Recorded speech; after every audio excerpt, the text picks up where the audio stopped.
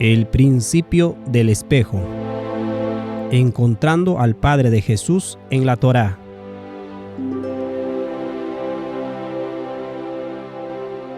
Capítulo 37. Motín en la frontera.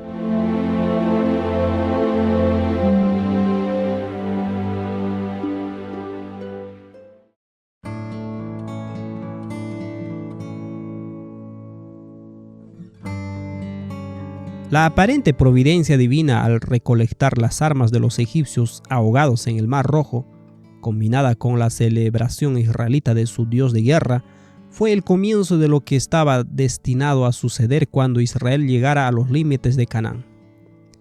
La derrota de los amalecitas sirvió para cementar a los israelitas en la idea de que lo que Dios había prometido darles debían obtenerlo a través de su propia valentía, usando a Dios como un amuleto de la suerte alrededor de sus cuellos para agilizarlos en su camino a la victoria.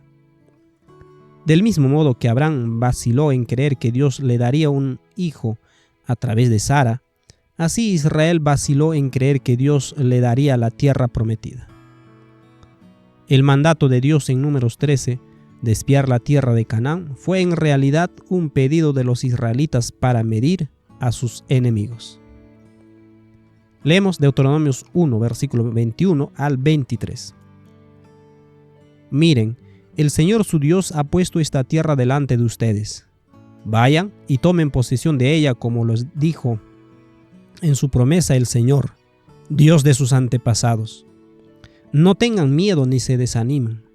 Sin embargo, todos ustedes se acercaron y me dijeron: primero enviemos espías a que exploren la tierra por nosotros. Ellos nos aconsejarán cuál es la mejor ruta para tomar y en qué aldeas entrar. Me pareció una buena idea, así que elegí a 12 espías, uno de cada tribu.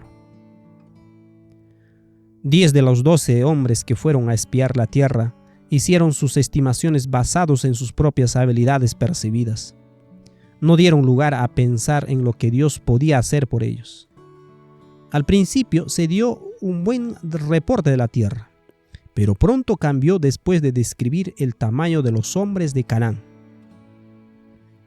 Leemos lo siguiente en Números 13, versículo 25 al 29. Después de explorar la tierra durante 40 días, los hombres regresaron a Moisés, a Aarón y a toda la comunidad de Israel en Cades, en el desierto de Parán. Informaron a toda la comunidad lo que vieron y les mostraron los frutos que tomaron de la tierra. Este fue el informe que dieron a Moisés. Entramos en la tierra a la cual nos enviaste a explorar y en verdad es un país sobreabundante, una tierra donde fluyen la leche y la miel. Aquí está la clase de frutos que allí se producen. Sin embargo, el pueblo que la habita es poderoso y sus ciudades son grandes y fortificadas. Hasta vimos gigantes allí, los descendientes de Anac. Los amalecitas viven en el Negev y los hititas, los jebuseos y los amorreos viven en la zona montañosa. Los cananeos viven a lo largo de la costa del mar Mediterráneo y a lo largo del valle del Jordán. Solo Caleb y Josué miraron a las ciudades de Canaán en el contexto de lo que Dios podía hacer por ellos. Esto está registrado en Números 13, versículo 30 al 33. Pero Caleb trató de calmar al pueblo que se encontraba ante Moisés. «Vamos enseguida a tomar la tierra», dijo. «De seguro podemos conquistarla». Pero los demás hombres que exploraron la tierra con él no estuvieron de acuerdo. «No podemos ir contra ellos, son más fuertes que nosotros». Entonces comenzaron a divulgar entre los israelitas el siguiente mal informe sobre la tierra. «La tierra que atravesamos y exploramos devorará a todo aquel que vaya a vivir allí. Todos los habitantes que vimos son enormes. Hasta vimos gigantes allí, los descendientes de Anac. Al lado de ellos nos sentíamos como saltamontes y así nos miraban ellos». La fe de Caleb y Josué no estaba iluminada por la luz del carácter no violento de Dios expresada en la persona de Jesucristo. Pero Dios los encontró donde estaban.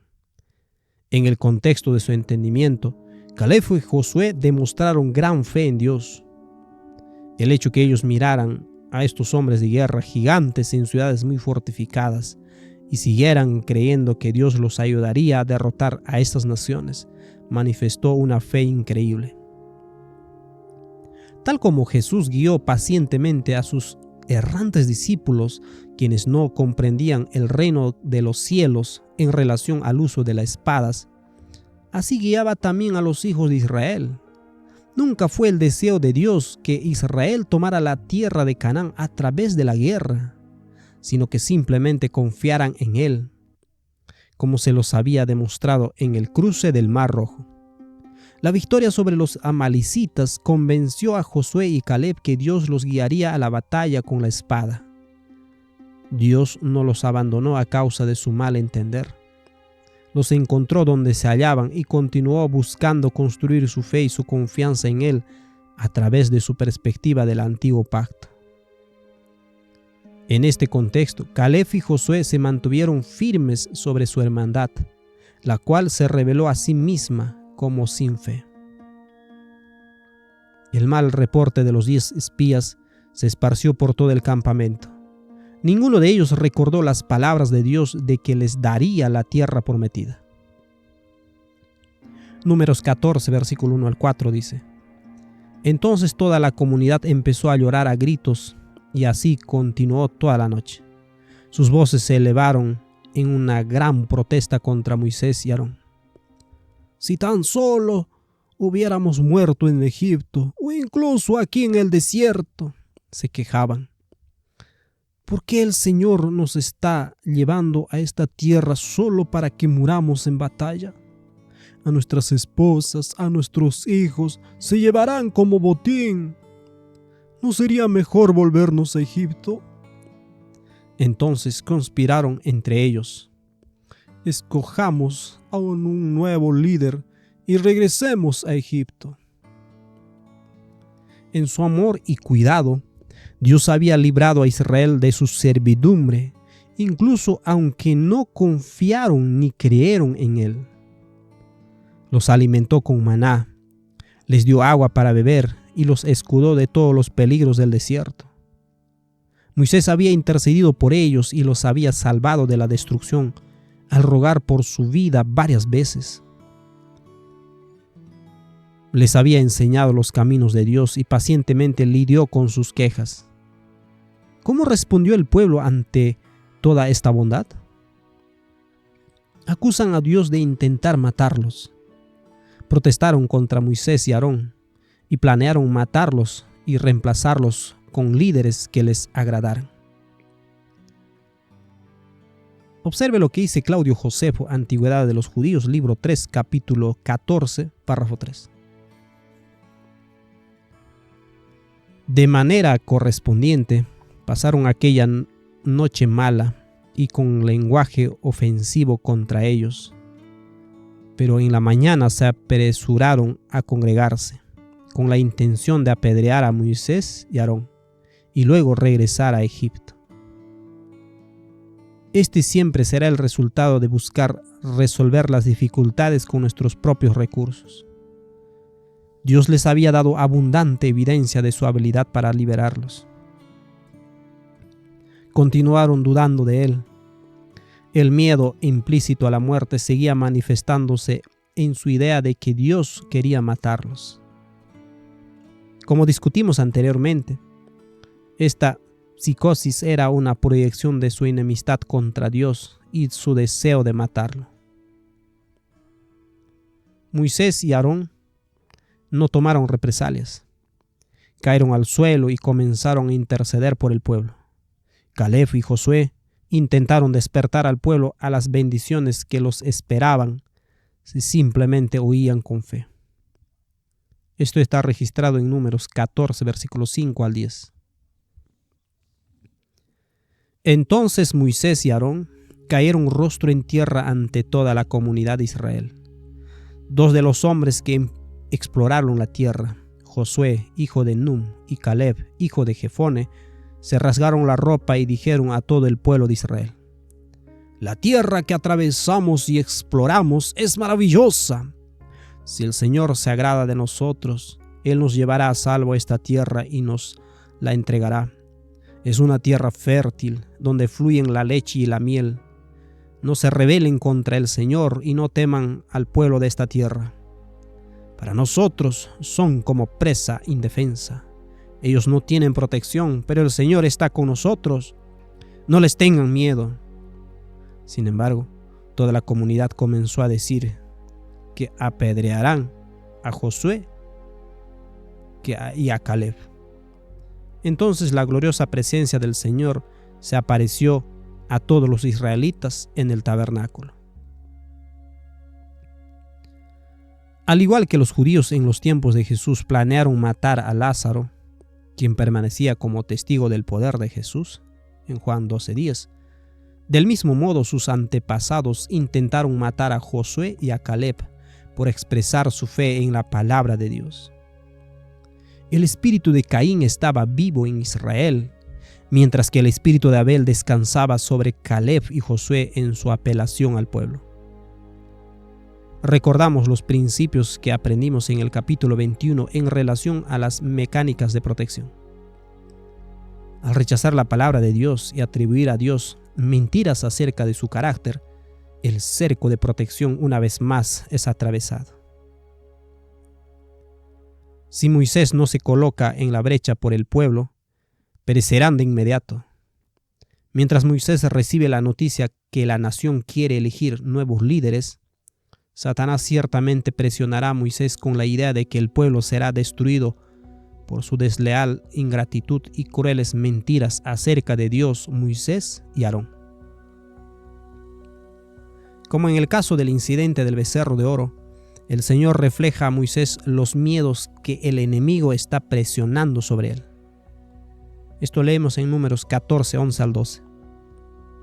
Y el Señor le dijo a Moisés: «¿Hasta cuándo me despreciará este pueblo? ¿Nunca me creerán, aun después de todas las señales milagrosas que hice entre ellos? Negaré que son míos y los destruiré con una plaga. Luego te convertiré en una nación grande y más poderosa que ellos». El Espíritu de Cristo en Moisés inmediatamente se coloca en la brecha e intercede por el pueblo. Moisés se aferra a la revelación que le fue dada acerca de la misericordia y del amor de Dios. Leemos en Números 14, versículo 15 al 19.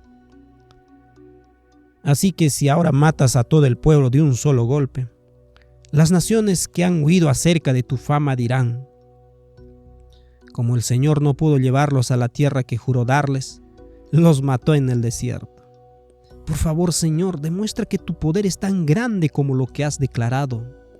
Como lo has dicho, el Señor es lento para enojarse y está lleno de amor inagotable y perdona toda clase de pecado y rebelión, pero no absuelve al culpable. Él extiende los pecados de los padres sobre sus hijos. Toda la familia se ve afectada, hasta los hijos de la tercera y la cuarta generación. En conformidad con tu magnífico e inagotable amor, por favor, perdona los pecados de este pueblo, así como lo has perdonado desde que salió de Egipto». Después de crear la brecha, el destino de Israel ha sido puesto en las manos de Moisés. Él, para reemplazar a Moisés, pondría a prueba a cualquier hombre en una posición de liderazgo. Moisés permaneció completamente en las manos de Cristo. Su orgullo fue crucificado con Cristo, negando el deseo natural humano de venganza de aquellos que lo maltrataron. Verdaderamente Moisés era el hombre más humilde que había vivido en la tierra hasta ese momento. Ningún hombre se acercaría a esta revelación de humildad hasta que Jesús caminara sobre la tierra más de 1400 años más tarde. Números 14:20 dice: «Entonces el Señor le dijo: los perdonaré como me lo pedís». Nuestro Padre Celestial cerró exitosamente la brecha alrededor de Israel a través de la intercesión de Moisés. Esto es exactamente lo que Dios deseaba que sucediera. Una vez más, argumentamos que es imposible que Moisés fuera más misericordioso que Dios. Toda la misericordia que existe en este mundo viene de Dios. Moisés es dirigido por la misericordia de Dios y la manifiesta en este momento de crisis. Como indicó Moisés, si Israel perecía completamente a esta altura, las naciones circundantes naturalmente despreciarían a este Dios que no pudo sacar a su pueblo de Egipto. Por su bien, Israel tuvo que ser salvado y la brecha cerrada. A pesar de esta gracia salvadora, el pecado cometido por Israel en este momento los había colocado en la misma posición que los ángeles que cayeron del cielo. Pecaron contra la luz de la gloria de Dios que les había sido mostrada claramente. Habían cortado toda esperanza de creer la verdad del carácter de Dios y consecuentemente morirían en sus pecados. Números 14, 21 al 24. Mas tan ciertamente como vivo yo, y mi gloria llena toda la tierra, todos los que vieron mi gloria y mis señales que he hecho en Egipto y en el desierto, y me han tentado ya 10 veces y no han oído mi voz, no verán la tierra de la cual juré a sus padres. No, ninguno de los que me han irritado la verá. Pero a mi siervo Caleb, por cuanto hubo en él otro espíritu, y decidió ir en pos de mí, yo le meteré en la tierra donde entró, y su descendencia la tendrá en posesión. El Señor apunta hacia el momento en el futuro en cual todo el mundo estará lleno de su gloria, a causa del pueblo que se levantará para manifestar plenamente el carácter de Dios. Esto es una referencia a los 144,000 mencionados en el libro de Apocalipsis, quienes creen la verdad acerca del carácter de Dios como está manifestado en la Biblia y especialmente en la vida de Jesús. Ya que leemos en Apocalipsis 18:1 lo siguiente. Después de esto vi a otro ángel descender del cielo con gran poder, y la tierra fue alumbrada con su gloria. Las mismas ideas son expresadas por Isaías capítulo 11, versículo 9 al 10. No harán mal ni dañarán en todo mi santo monte, porque la tierra será llena del conocimiento de Jehová, como las aguas cubren el mar. Acontecerá en aquel tiempo que la raíz de Isaí, la cual estará puesta por pendón a los pueblos, será buscada por las gentes, y su habitación será gloriosa. La gloria del Señor es manifestada en aquellos que no dañan ni destruyen.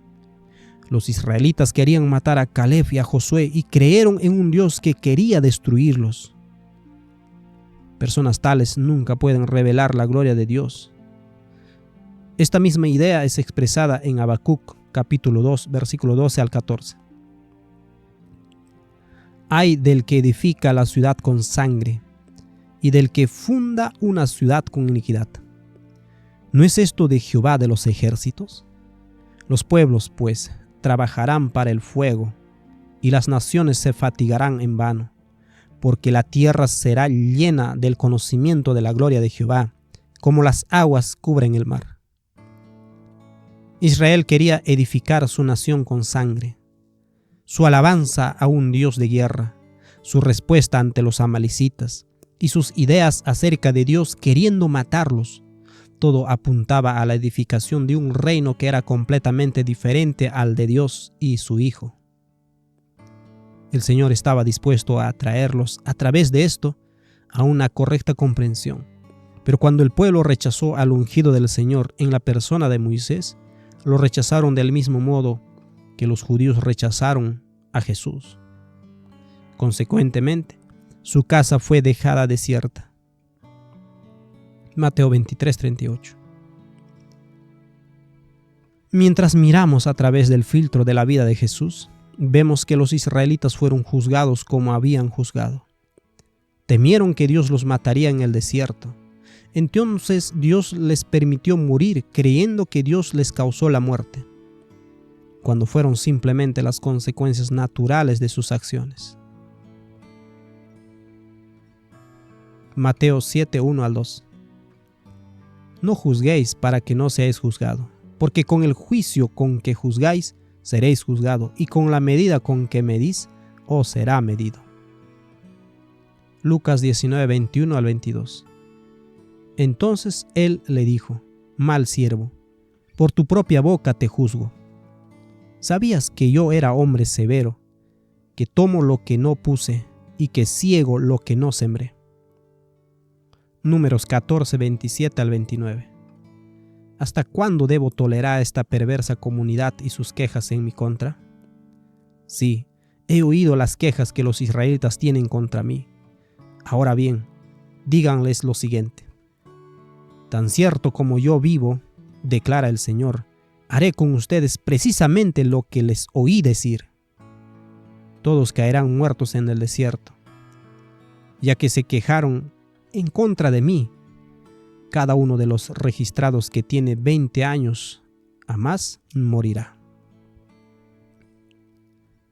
El juicio de Dios de que los israelitas caerían muertos en el desierto era simplemente su propio juicio, el del pueblo. Dios no quería que muriesen, pero ponían límite al Santo de Israel. Salmo 78, 41. Y confesaron, al igual que Caín, que su iniquidad era demasiado grande para ser perdonada. Cuando Dios dice en Números 14:23 que estos israelitas ciertamente no verán la tierra de la promesa, es porque es lo que ellos creían. Temieron a los cananeos y pensaron que morirían todos. Las palabras de Dios son simplemente un reflejo de las suyas. Así es como funciona el espejo.